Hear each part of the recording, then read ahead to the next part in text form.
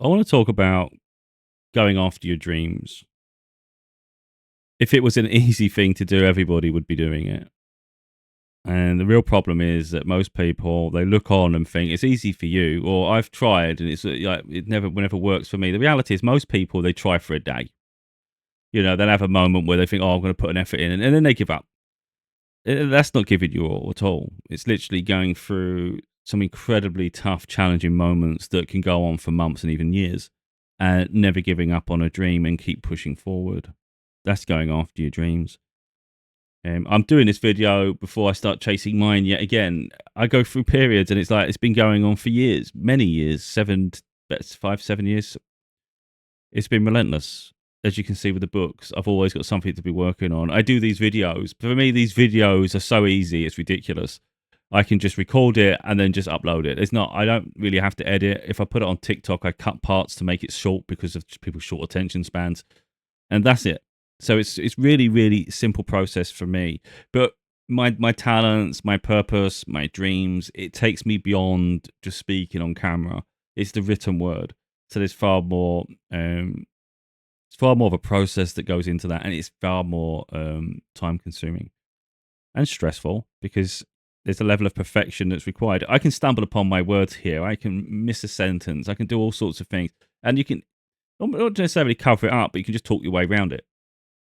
You can't do that in a book. Everybody is incredibly critical, and if you're a bit of a perfectionist, you're going to be self-critical anyway. But it's the headspace you have to get yourself into. You have to sacrifice to pursue something, and that's just what it is. So sometimes it means you're going to have to give up a distraction. Everybody's distractions are different, and everybody's dreams are different. So just because like mine's books and doing the videos I do here, other people may have a different talent that pushes them in a different direction. But unless you work on the craft, you'll never become an expert at it.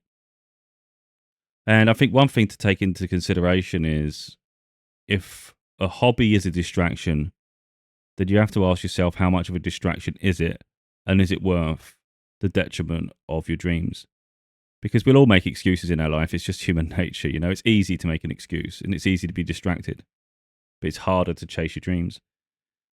So like I've spoke quite openly about like I like gaming. If I didn't have this specific goal, this specific mindset and talent, I could throw myself into gaming for the rest of my life and find quite nice comfort in it, and I notice a lot of people do too. But I can't do that because it would then be at the detriment of everything I strive to achieve in this lifetime.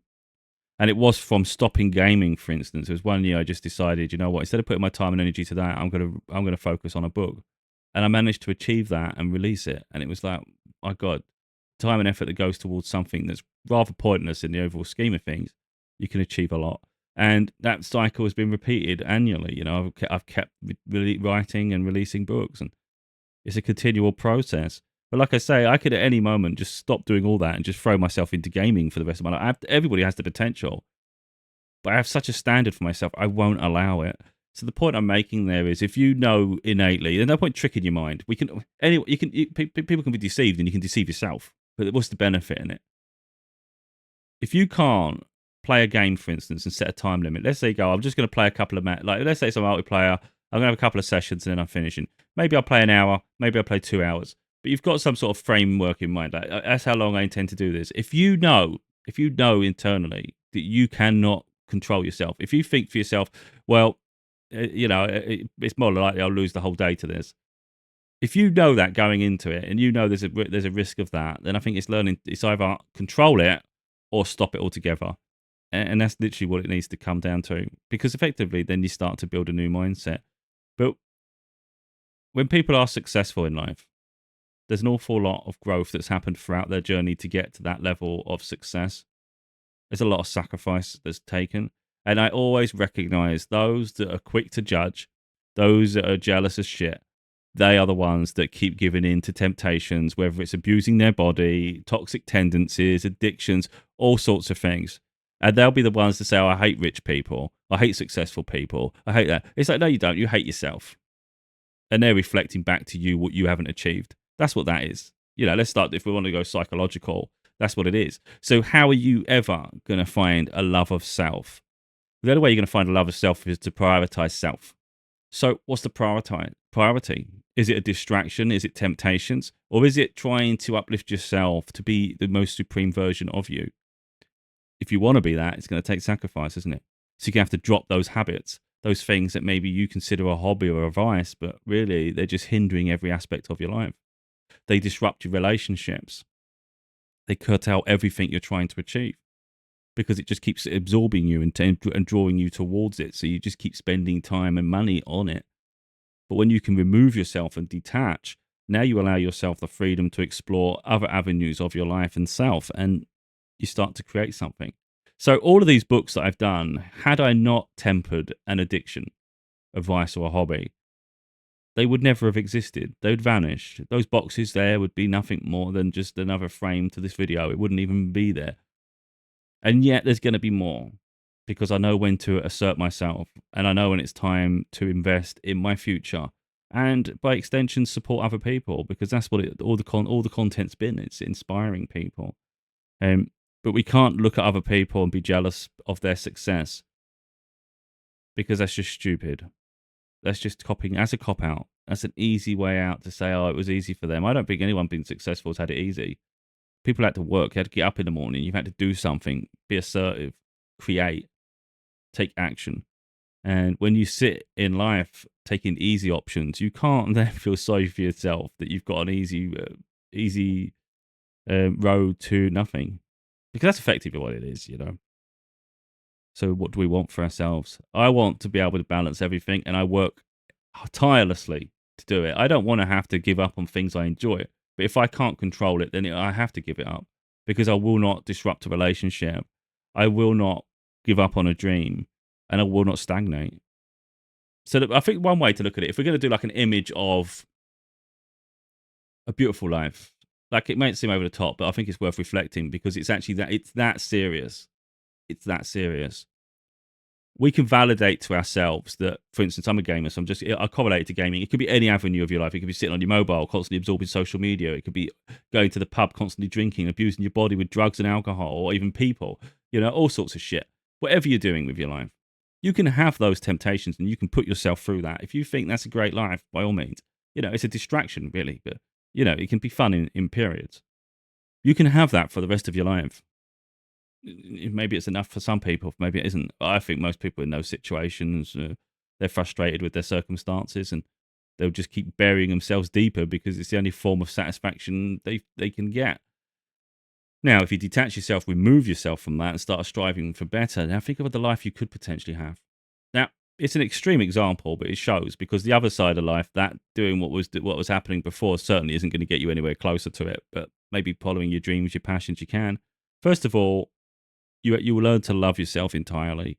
You'll appreciate your gifts and your talent. You recognize that you have some form of greatness to you because you have a skill that you've invested in. So now you've gone from the student to eventually become a teacher. So that shows an immense amount of wisdom and expertise. That's great. So within the self, we feel confident, we've grown, and we're establishing ourselves. And through that, we can then maybe attract opportunities. So now maybe you're doing what you absolutely love and it doesn't feel like work, but something you enjoy. That's nice because most people have to work doing things they hate and have to put up with situations where they're being maybe being abused or mistreated and they're not happy. So that's nice too, isn't it? So even before we even get to money, we're doing things we love and we love ourselves and we're fulfilling our passions. That's a great place to be. So that's that rather than someone abusing their body, for instance. It's a completely contrasting. But of course, that person who chose the easy path is going to feel jealous, envious, and spiteful towards those who are doing something with their life. Again, because they want to validate to themselves that it's not fair, even though they chose the easy path yet again. And only they can change it if they can only get out of their own head and start to strive for something a little better. But of course, then we start to attract relationships, people who are aligned with us, of a similar vibration, similar ambition, similar status of life. You know, they're not down and out people who always sabotage. They're not. They're more of a higher frequency, higher caliber of person because they respect themselves. So someone who respects themselves, you can't disrespect them because they'll walk away. They'll hold you accountable. That's really important. So you can get yourself in a relationship with someone who's equally toxic, and destabilizing, abusive, manipulative, because that's what you're attracting, because that's the level you're at. which isn't a great place to be. So it's worth reflecting upon that. What is your standard in life?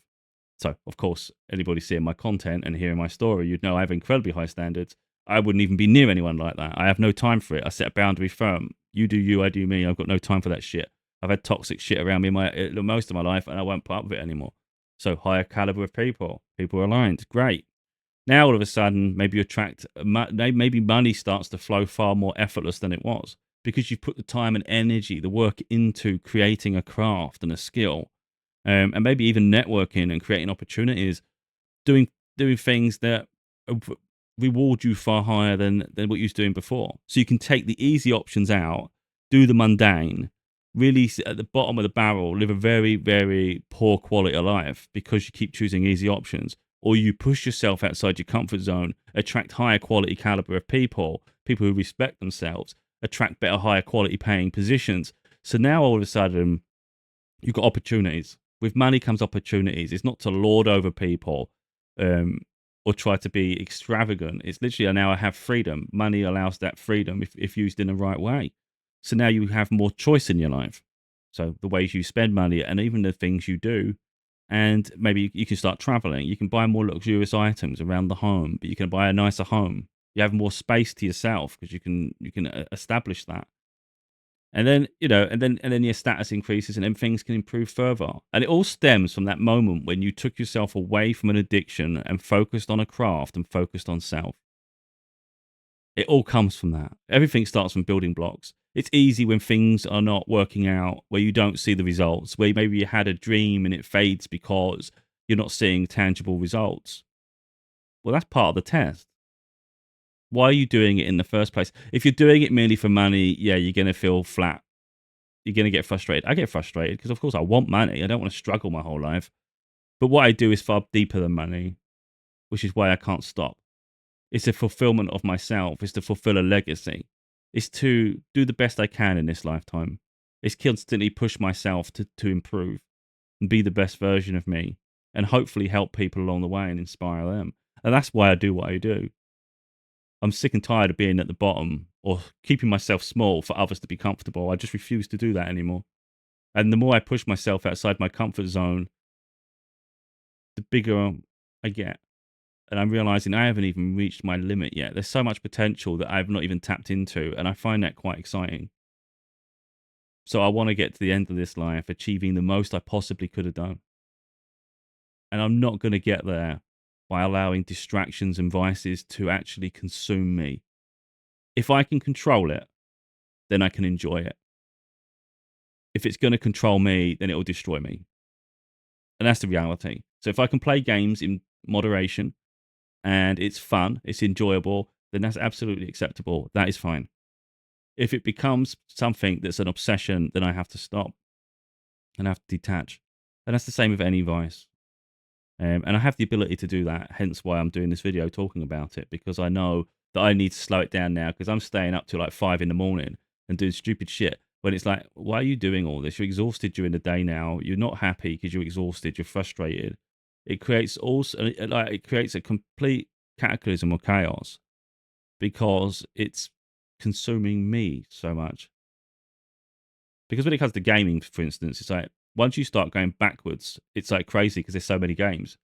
And then you start wanting to relive your past. And I don't want to go too deep into that, but there's like a level of that where it's just unstoppable. It's relentless. So when you notice the pattern, it's like, just stop now. Stop, stop, stop. This is getting out of control. We need to align back with what we want to do. Effectively, live your life based on what do you want to achieve next year? Where do you see yourself in 10 years? And that's really important because I have big plans for next year. I have big hopes, aspirations. Gaming is not part of that. It was just supposed to be for my winter period, just for me to relax. But if it's going to derail, if there's any chance it's going to derail my next year, there's no chance. I'll stop now. Next year for me, I expect big things, and I will not lose sight of that. And I won't accept any less for my life. So anyone that sees potential success in the future, they should really recognize that the work was put in far earlier than that. And I've had to make tough decisions along the way. And I don't go easy on myself. I hold myself accountable and to a high standard. And that's really how everybody should be treating themselves. If you want to achieve something remarkable, then you need to be remarkable.